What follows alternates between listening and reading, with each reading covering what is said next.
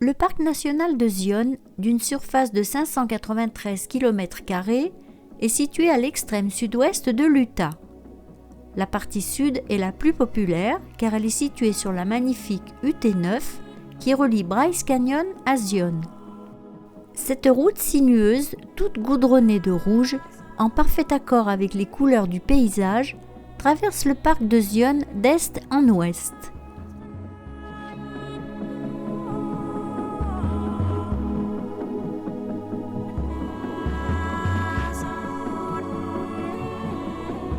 On peut admirer des parois de grès d'une hauteur vertigineuse, au ton de crème, rose et d'oranger, qui s'élèvent sur le ciel d'un bleu éclatant.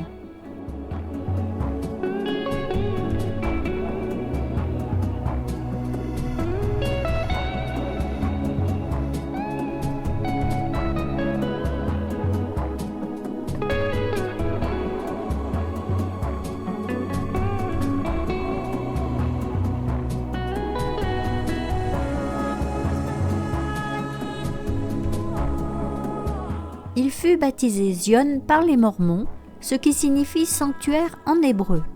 Ce nom lui convient tout à fait, les paysages du parc, forgés par le temps, avec ses impressionnantes falaises de roches colorées et striées, sont superbes.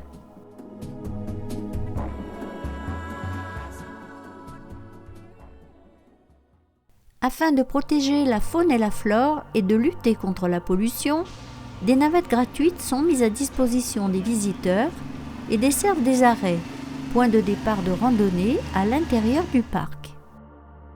Le parc national de Zion est marqué par d'imposantes falaises et des vallées verdoyantes où coule la Virgin River, un affluent du Colorado.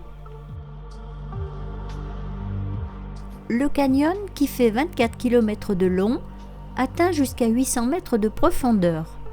L'altitude du parc varie de 1117 mètres à 2659 mètres.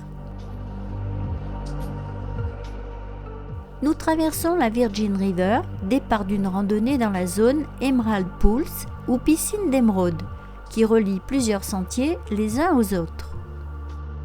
Le trail dure environ 2 heures pour découvrir l'ensemble du site.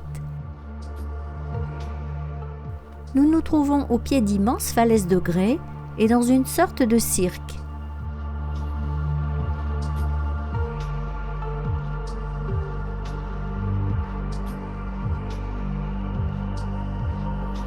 Situé à la jonction du plateau du Colorado, du Grand Bassin et du désert de Mojave, la géographie unique du parc permet une diversité botanique et animale particulière.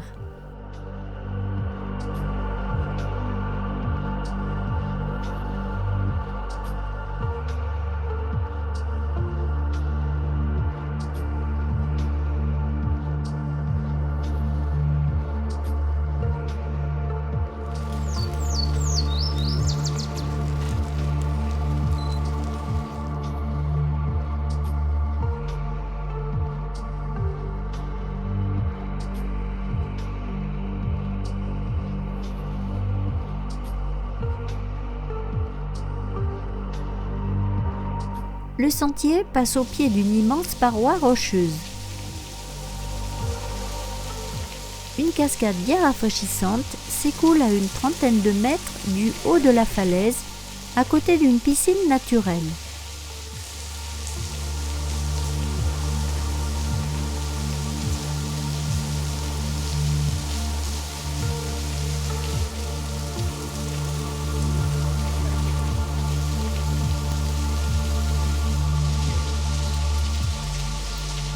Cette randonnée offre de splendides points de vue sur ces imposantes falaises, parfois noyées dans un écrin de verdure.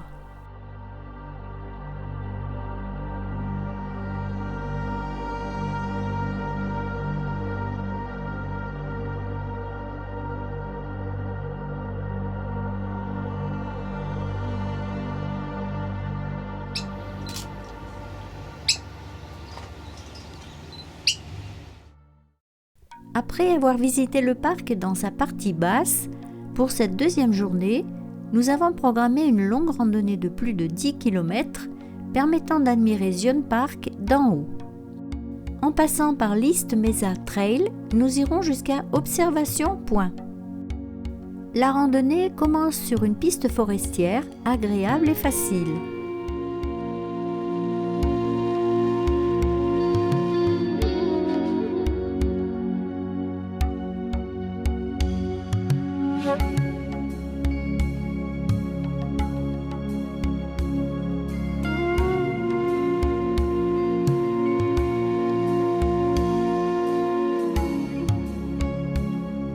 Tout au long du parcours, nous découvrons toujours de jolies fleurs de part et d'autre du sentier.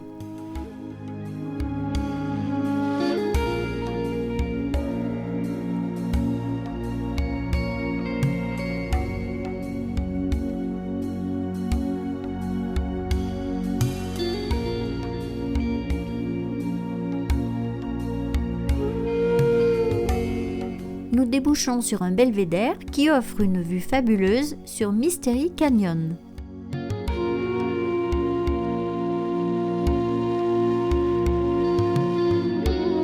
Encore quelques efforts et nous voici arrivés à Observation Point.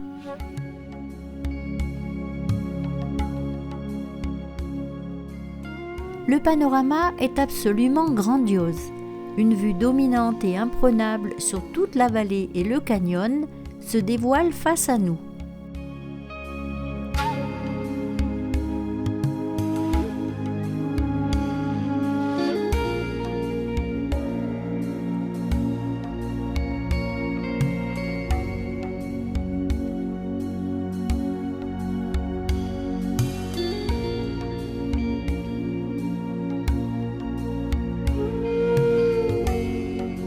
En contrebas, on distingue à peine la route qui serpente au fond du canyon.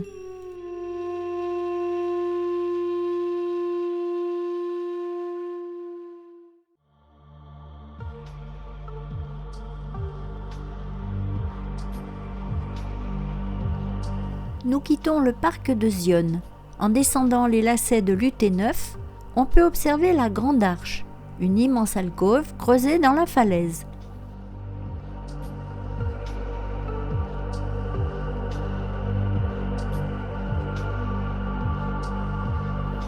Situé au sud-ouest de l'Utah, Coral Pink Sand Dune est un petit parc de seulement 15 km², assez peu visité. Il permet d'admirer de très belles dunes et même de faire une petite marche les pieds dans le sable. Le sable fin, couleur corail, provient de l'érosion du grès Navarro des montagnes qui entourent le parc.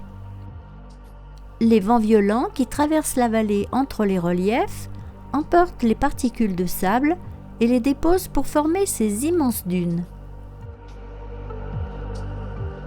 On estime qu'elles ont commencé à se former il y a 15 000 ans.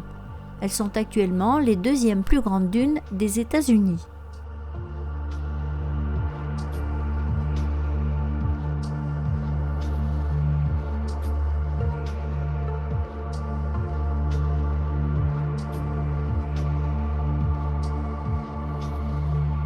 Le parc, créé en 1963, abrite de nombreuses espèces végétales et animales.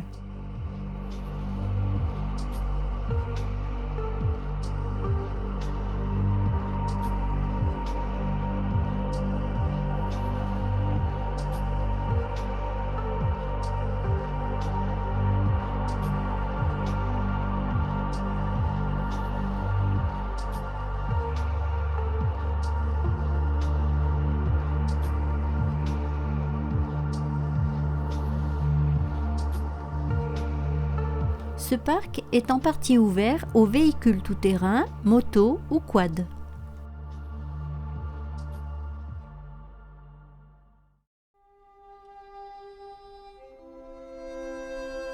En direction de Kanab, en cours de route, nous avons rencontré un troupeau de bisons, déambulant dans d'étonnantes prairies teintées de rose.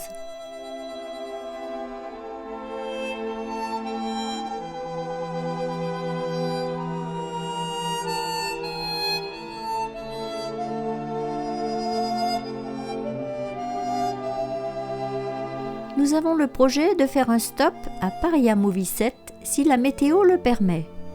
Accessible via une piste de terre en bon état par temps sec, le site devient totalement impraticable en cas de pluie. Paria Movicet est une zone de petites collines de bentonite, une sorte d'argile, aux multiples et magnifiques couleurs. Le secteur fut habité jusqu'en 1929. La petite ville de Paria, construite en plein cœur de ce décor extraordinaire, connut une histoire mouvementée. Détruite par des crues dévastatrices, elle est devenue une ville fantôme. Puis elle connut une seconde vie grâce au cinéma hollywoodien dans les années 1970, avant de totalement disparaître. Aujourd'hui, il reste peu de traces de cette petite ville, mais les collines multicolores sont toujours là, illuminées tous les soirs par les rayons du soleil couchant, offrant un spectacle magique. Un véritable arc-en-ciel qui s'étire sur près de 10 km de long.